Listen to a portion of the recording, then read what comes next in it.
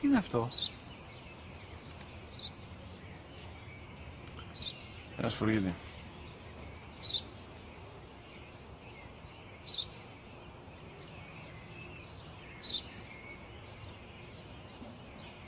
Τι είναι αυτό? Μόλις τώρα στο είπα, πατέρα, σπουργίτη είναι.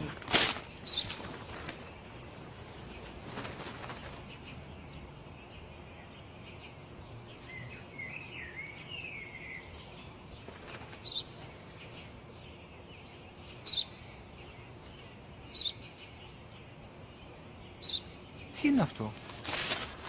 Ένα σπουργίτη είναι, πατέρα. Ένα σπουργίτη. Σπου-γι-τι!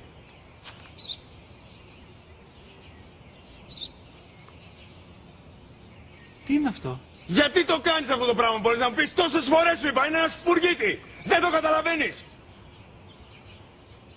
Πού πας?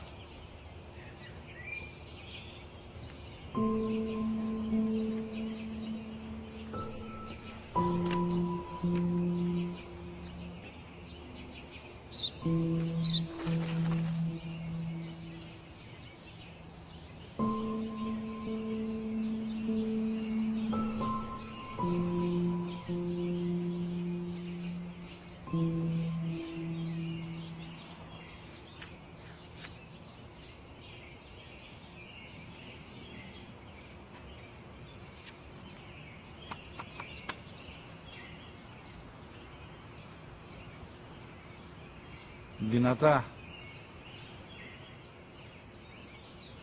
Σήμερα ο μικρός μου γιος που πριν λίγες μέρες έκλεισε τα 3 καθόταν μαζί μου έξω στο πάρκο όταν ένας σπουργίτη ήρθε και κάθισε απέναντί μας.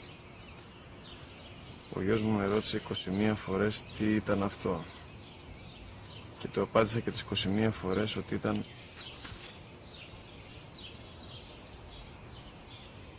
ένα σπουργίτη. Τον αγκάλιασα τρυφερά και τις 21 φορές που μου έκανε την ίδια ερώτηση, ξανά και ξανά, χωρίς να εκνευριστώ, νιώθοντας στοργή για το αθώο μου αγοράκι.